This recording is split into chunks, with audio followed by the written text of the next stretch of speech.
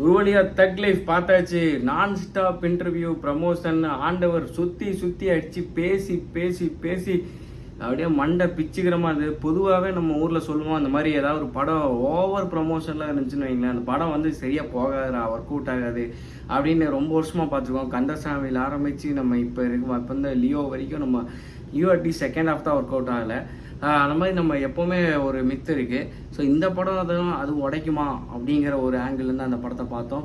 So பெரிய legends, technically செம்ம strong, சொல்லவே வேண்டாம் பேர்லாம். ஸ்ரீகர் பிரசாத் ஒரு பக்கம், எடிட்டிங் ரவி கே சந்திரன், ஏஆர் ரஹ்மான், மணிரத்னம், கமல் சார், இன்னொரு பக்கம் பார்த்தா அடுத்த ஆர்டிஸ்ட் சிம்புவில் ஆரம்பித்து எல்லாம் பெரிய பெரிய ஆர்டிஸ்ட்டு, டெக்னீஷியன்ஸ் எல்லாம் ஹெவியாக ஒர்க் பண்ணியிருக்காங்க. அன்பறிவு ஸ்டண்ட்டுக்கெல்லாம் ஒர்க் பண்ணியிருக்கிறாங்க. அப்படின்னு இருக்கும்போது அந்த படம் எப்படி இருக்கும் அப்படின்றது தான் நம்மளோட கேள்வி. பொதுவாக வந்து தாஜ்மஹால், தஞ்சை பெரிய கோயில் கட்டின ஒரு ஆர்கிடெக்டை கூப்பிட்டு வந்து எங்களுக்கு ஒரு வீடு கட்டி கொடுங்கன்னு ஒரு மாடல் கட்டும்போது அவர் வந்து பாத்ரூம் மட்டும் சரியாக கட்டாட்டி பரவாயில்ல, வீடே சரியாக கட்டலைன்னா நமக்கு ரொம்ப பெரிய ஆச்சரியமாக இருக்கும் இல்லையா? அந்த மாதிரி sometimes the best of the best கொடுக்கும்போது அது சரியாக போகிறது இல்லை.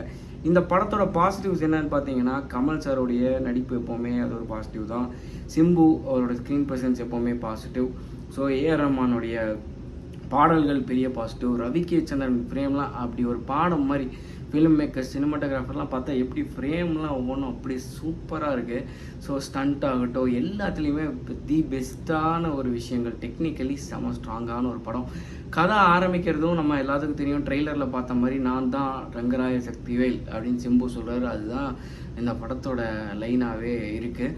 ஸோ ஒரு ஊர் சார், ரொம்ப சின்ன ஸ்டோரி தான். ஒரு ஊர்லேருந்து ஒருத்தனை எடுத்துகிட்டு வருவோம், ஒரு டான் வளர்ப்பார், அவனுக்கு எதிராக அந்த கண்ணுக்குட்டி பாயும், அதுதான் கதை. ஸோ இந்த படம் ஆஸ் யூஷுவல் ஒரு ரிவெஞ்ச் தான்.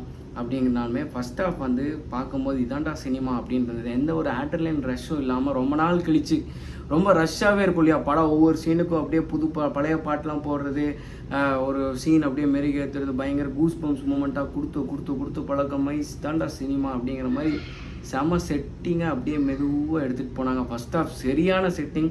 ஸோ இது என்ன நடக்க போகுது அப்படிங்கிற மாதிரி ரொம்ப ஸ்லோவாக போச்சுனாலும் பரவாயில்ல, இது ஒரு செட்டிங் பண்ணட்டும், செகண்ட் ஹாஃபில் படம் பார்த்துக்கலாம் அப்படின்னு உட்காண்ட்ருந்தோம்.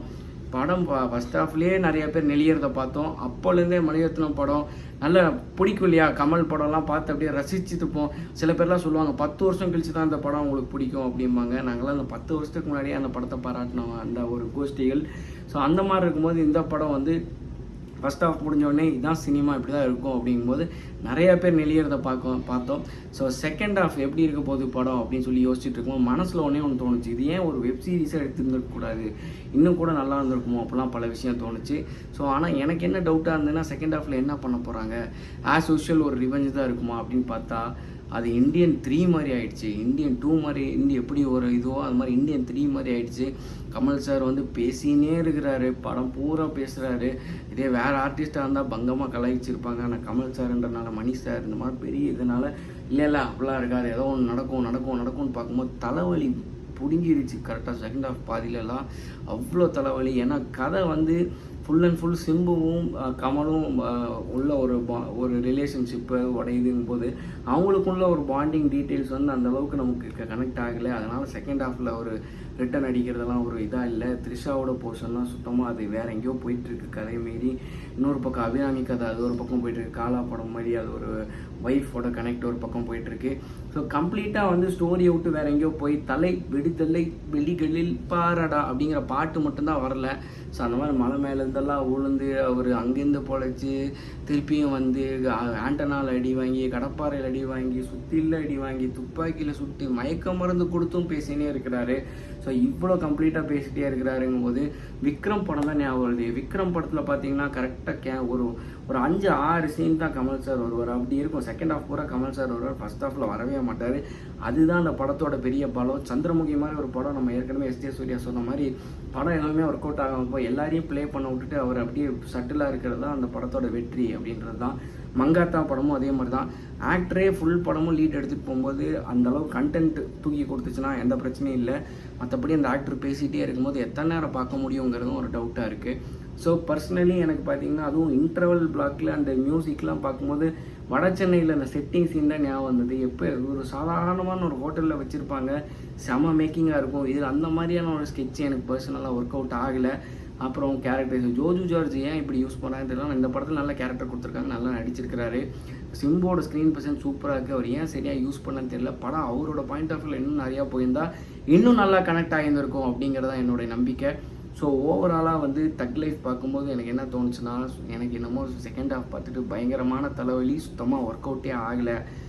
Second half first half okay எனக்கு ஒர்க் அவுட் ஆச்சு, அப்படியே ஏதோ ஒன்று செட்டிங்னால ஒர்க் அவுட் ஆச்சு. செகண்ட் ஹாஃப் பார்த்ததுக்கப்புறம் படமே கூட நான் ஒமிட் பண்ணுற அளவுக்கு போயிட்டேன். ஸோ மணி சாருடைய மௌனராகம், எவ்வளவோ படங்கள் செக்கச்சிவந்த வானம், ஓகே கண்மணி வரைக்கும் பார்த்துருக்கோம், ஒரு legend. So Kamal sir, Maniratnam, இந்த மாதிரி பெரிய பெரிய ஜாம்பவான்களை பார்த்து நம்ம எவ்வளவோ கற்றுந்துருக்கோம். பட் ஸ்டில் இனிமேல் இந்த மாதிரியான தொடர்ந்து படங்கள் வந்தால் அவங்களோட ரெஸ்பெக்ட் லூஸ் ஆகுமோ அப்படிங்கிற ஒரு எண்ணமும் வருது. ஷங்கர் மாதிரி மணிரத்னமாக அவுடேட்டட் ஆகிட்டாரோ அப்படிங்கிற சந்தேகமும் வருது. கமல் சார் ஏற்கனவே சொன்ன மாதிரி இது அமர் ஹே அப்படின்னு ஒரு படம் எடுக்க போகிற, வெறும் அமர் கேரக்டர் மட்டும் வச்சு எழுதியிருந்தேன், அதுக்கப்புறம் மணிரத்னம் வேறு மாதிரி எழுதினார் அப்படின்னாங்க. அதுதான் பிரச்சனைக்கெல்லாம் காரணமாக கூட இருந்திருக்கலாம். ஏன்னா அது சிம்பு கேரக்டர் வச்சு தான் படம் போயிருந்தால் இன்னும் கொஞ்சம் நல்லா இருந்திருக்கும் அப்படிங்கிறது என்னோட அபிப்பிராயம்.